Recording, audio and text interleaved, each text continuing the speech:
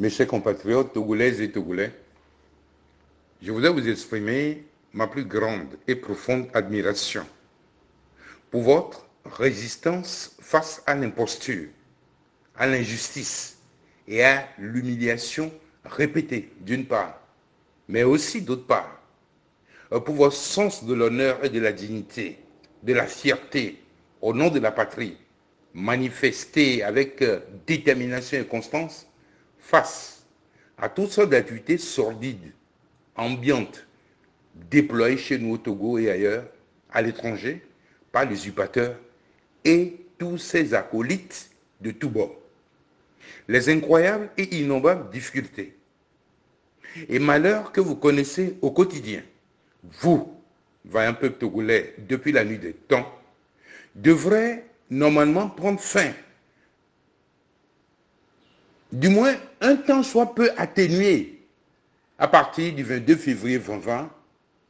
Et si votre choix massif en faveur de l'alternance n'a pas été perverti à la suite d'un coup d'État perpétré dans toute sa plénitude avec des acteurs clés locaux et étrangers pour sauver le soldat Faure Gnassingbé naufragé.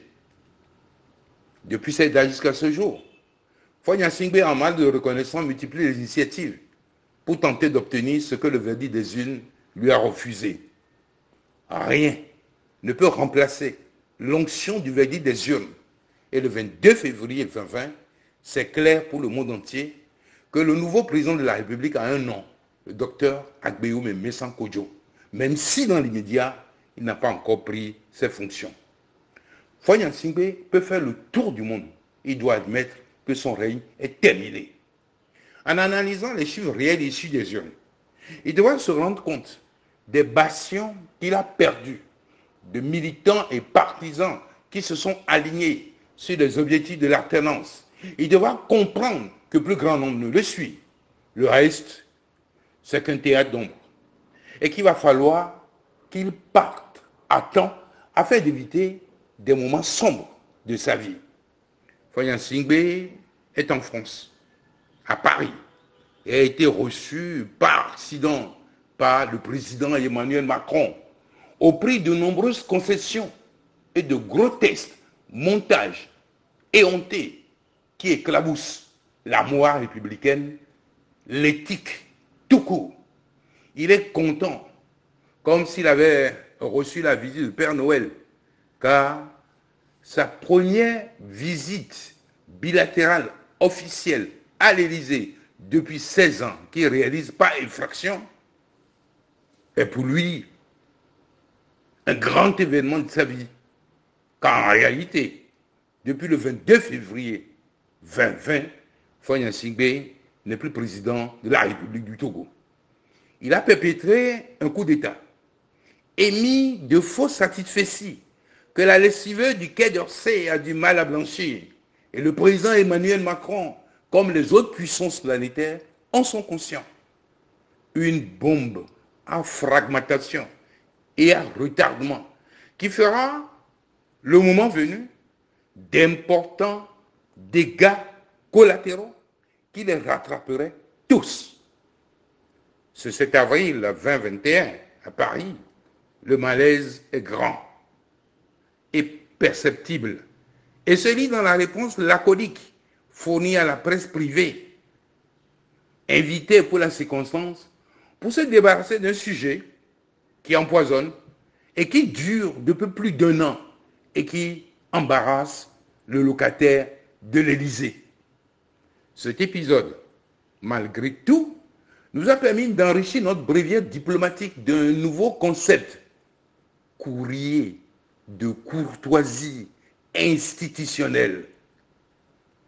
J'espère qu'en vérité, le président Macron l'a instruit de procéder pacifiquement au transfert des charges présidentielles aux nouvelles élus, le choix souverain du peuple togolais.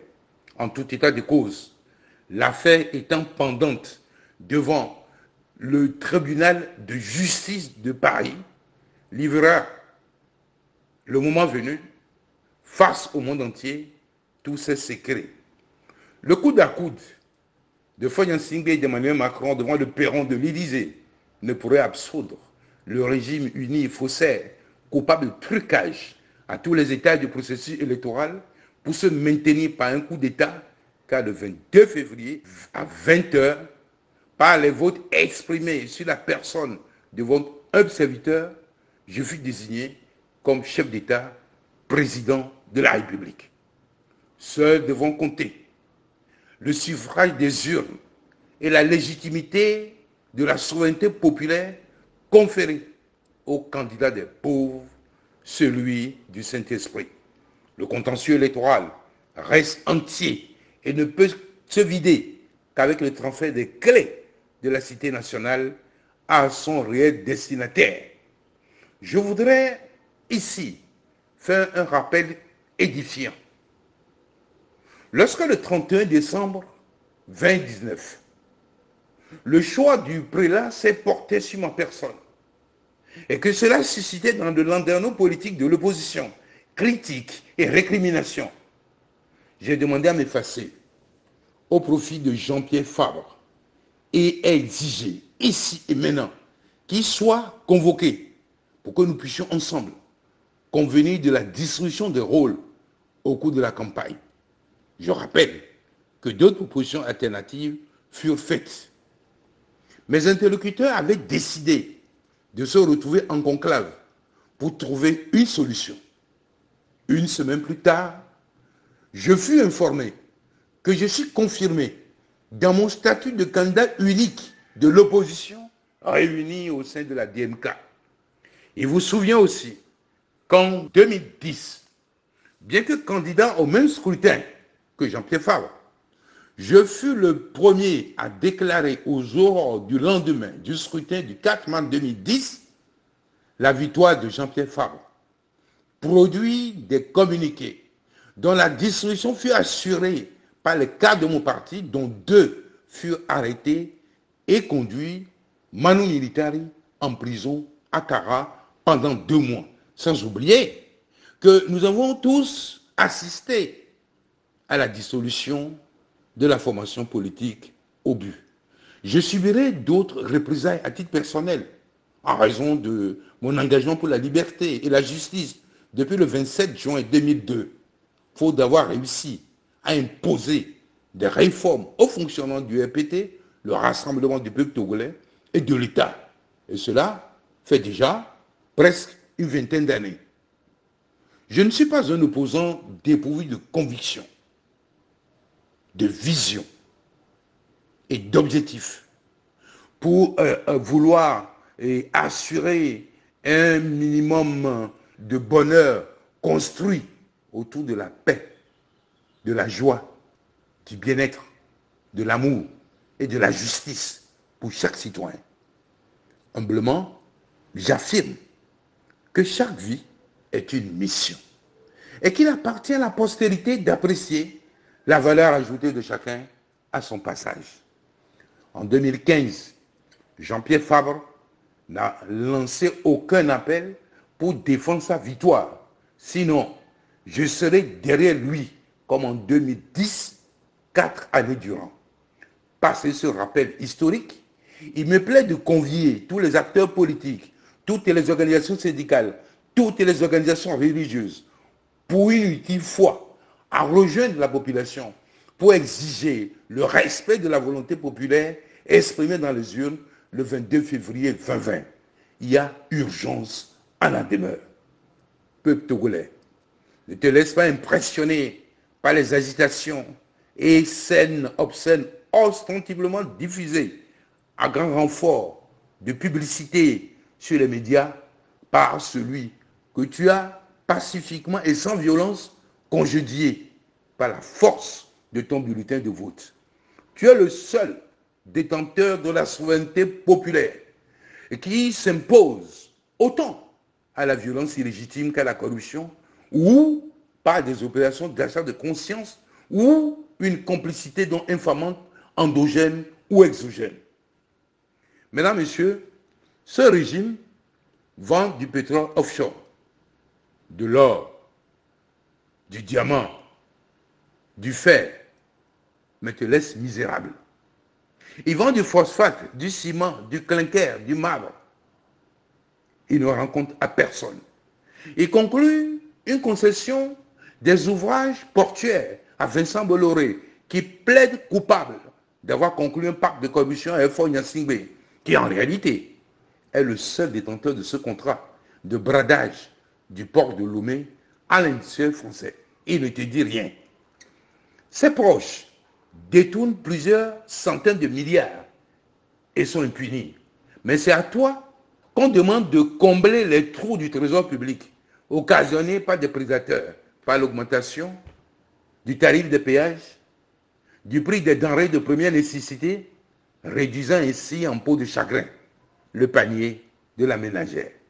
Les salaires, les bourses et les pensions sont faibles et affichent une incompatibilité sévère avec le coût de la vie. La jeunesse, dans tout son ensemble, perd le nord en raison de l'absence d'une politique ambitieuse de création d'emplois.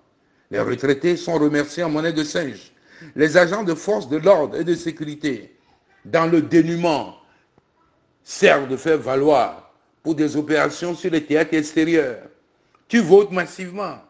Ils confisquent le pouvoir et son aîné, le temps de te lever est arrivé. Cette manière récurrente d'assassiner le vote populaire est révolue. J'avais prévenu Faure Gnassingbé son écosystème, qui ne savent pas voler. Les voilà pris au piège. Et que ce plat est chaud, qu'il ne peut pas le conserver. Les voilà pris au piège de leur amateurisme et de leur inexpérience, qu'ils essaient de dissimuler par une forme de mélange, de manipulation, d'arrogance et de méchanceté pour se donner une fausse bonne conscience. Dieu, le souverain, par l'archevêque émérite, Monseigneur Philippe Fanko Podjoro, peuple togolais, t'a libéré des griffes de tes prédateurs. Ton pays est prophétiquement promis à un bel avenir, devenir le phare de l'humanité pour éclairer l'Afrique et le reste du monde et pour servir de modèle original de gouvernance, de prospérité partagée et de paix durable. Que son nom soit loué à jamais et sanctifié. Peuple de Dieu, de toutes les régions, de toutes les ethnies, de toutes les religions, lève-toi pour entrer dans tes possessions. Le grand maître de l'univers, le recteur de toutes choses est avec toi. Dans quelques jours, nous serons conviés à observer la désobéissance civile qui va nous conduire à la rectification et à la restitution du pouvoir confisqué. J'invite en conséquence la communauté internationale, notamment l'Union africaine, la CEDEAO, l'Union européenne et les États-Unis d'Amérique, le corps diplomatique au Togo a sorti de sa torpeur pour faire justice au peuple togolais qui a trop souffert d'un régime complètement dévoyé au service des intérêts étrangers et de la coterie. Ce régime méprise la demande sociale et les droits de l'homme et non pour toute solution que la violence des armes. Ce régime investit ta sueur et ton sang dans la frilosité, la luxure, des futilités, au lieu d'ériger des infrastructures pour produire des cadres ingénieurs dans les travaux publics, l'ingénierie financière, les informaticiens de haut vol, l'intelligence artificielle, bref, des métiers du futur indispensables pour notre émergence. Il accumule un niveau de dette abyssal que paieront ces Togolais qui ne sont même pas encore nés. Le moment donc est arrivé d'être désormais l'unique maître de ton destin, peuple togolais. Et comme le dit si bien Martin Luther King, un homme meurt lorsqu'il refuse de défendre ce qui est juste. Un homme meurt lorsqu'il refuse de se battre pour la justice. Un homme meurt lorsqu'ils refusent de prendre position pour ce qui est vrai. Le 22 février 2020, ce fut un tsunami électoral qui a ouvert le boulevard de la liberté au Togo. Vive la liberté, écrite en lettres d'or. Vive l'alternance, vive le Togo.